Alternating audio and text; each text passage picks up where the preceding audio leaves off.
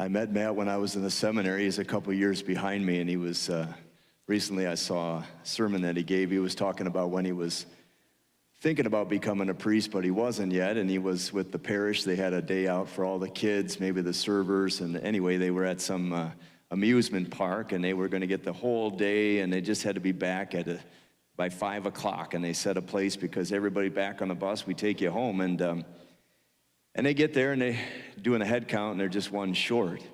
So they got to go on a reconnaissance mission, and they're looking, and it's a big park, and they come back. Anyway, they get tired of looking, and it's about 7 o'clock, and the pastor decides, you know what? Everybody on the bus, we're going home.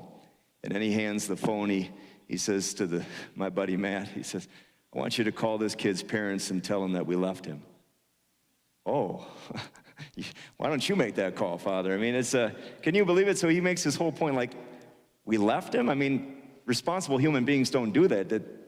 The idea that he kind of made the translation, and that the church is like that bus. We're not supposed to leave anybody behind. Everybody is wanted. Everybody is welcome. That, of course, we're all going to be judged, and the Lord is going to handle that. He's the right person for the job. He's a divine person.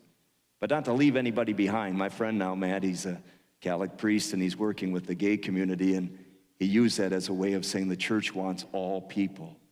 That doesn't mean we don't have struggles and we don't have to deal with temptation and sin. We do. And there will be a judgment, and that makes us uncomfortable. We don't like judgment. Have you ever felt judged by somebody? Oh, when we were in college, they took us downtown Minneapolis to meet some poor people, to work with them through Catholic charities, and I remember just being surprised. I think we all have little stereotypes. Some of these people were really smart, and they had just had some bad decisions, or they got into some bad habits that they couldn't overcome, but you really had a certain sympathy for them. I remember a lady, she was homeless in a big city one time, and she said it was cold, it was wintertime, and she had her cardboard box, and they were making a big fuss because there was a little dog that had been abandoned. And they were calling all the shelters and the humane societies, and she said the whole time they were worried about the dog, and not a single person asked me how I was doing. Well, judgment, I mean, that Jesus makes it clear that he wants us to look out for him in people who are on the periphery, people who are poor, hungry, naked, sick, or in prison. These are the people that the Lord has a kind of a preferential love for.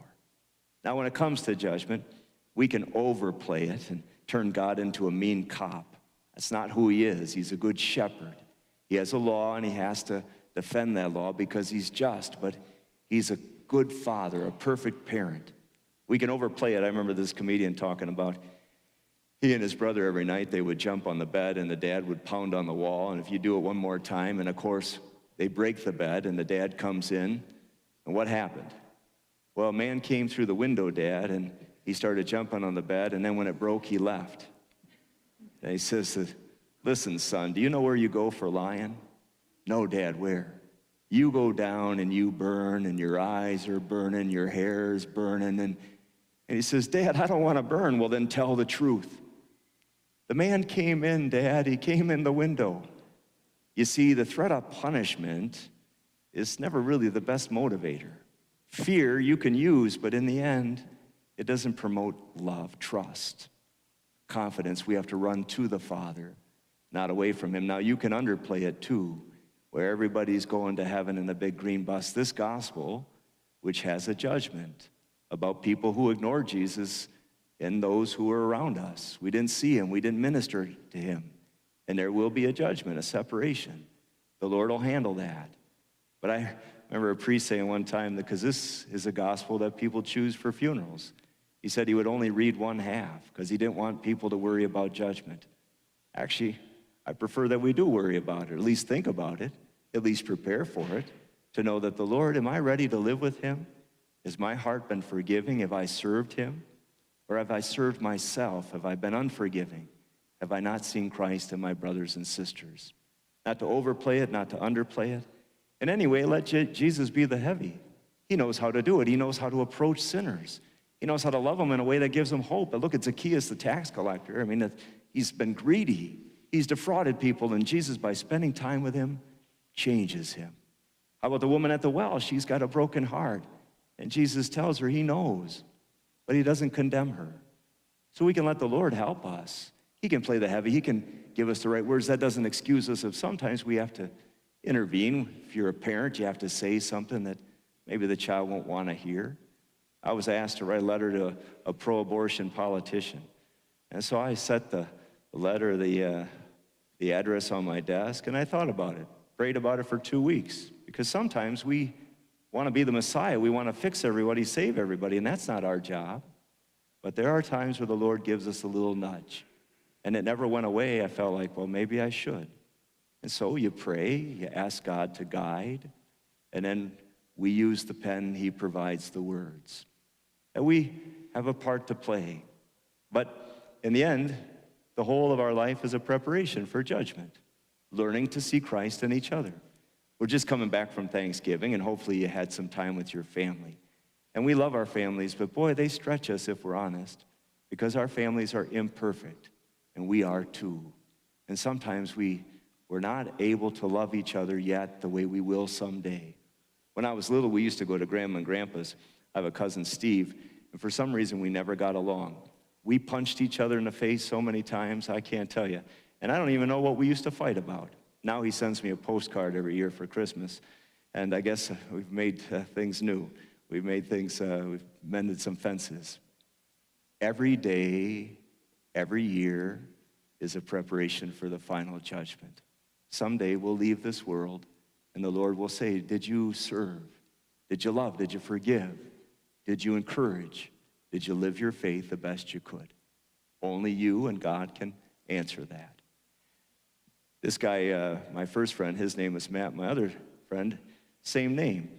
When I was in high school, he and I went to this boarding school in Madison. I remember then that he was being judged. People would say, that kid, he's gay. Well, I always thought, well, I don't know about that. Who am I to judge? And anyway, I liked him. We were friends. He wasn't out for sports. He was a little effeminate, but his dad was killed in a car accident when he was little. And so he was raised by his mom and his sisters. So I just thought, well, that's okay with me. We went off to college separate ways, but we kept in contact a little bit. And he had a lot of struggles, and I didn't know how many. And he had to go through some rehab and get some help, and he eventually got back on the right track. Before I was going to Italy, and I knew I wouldn't be home for a long time, I called him. He was still living in Madison. I said, hey, could I see you before I go? He said, I don't know. I knew he was reluctant. I said, well, I don't have to come. He said, well, it's just that my roommates, they all use drugs. Well, I don't, so that would be okay. We'd just sit in a separate room. And then he came out and he said, Sam, I'm gay. Okay. Who am I to judge, right? That's not my thing. But I said, well, we could still be friends, I think. And he let me come and visit, which I'm really grateful. I always thank God. I think that was my mom and dad teaching me to love people. Let God help them to sort out their struggles. That winter, I called home for Christmas to talk to my mom and dad. And I remember my mom said, your friend Matt, he got back into some chemicals and he died. He was only 22. It took me a long time to find where he was buried. I've never been able to reconnect with his mom. I think about her all the time. And I think about God's judgment, about his mercy, his forgiveness. I can feel Matt's presence. I miss him. He was a good kid who had a lot of struggles. Don't we all? But let's remember the Lord is kind and merciful. Let's remember he's a good shepherd. He's a God who takes our place on the cross. He atones for our sins. He opens the gates now so that we can come home. There is a judgment, and he's the one who will take care of that. Our job is to prepare and to pray and to listen so that we can trust and someday find our way back home.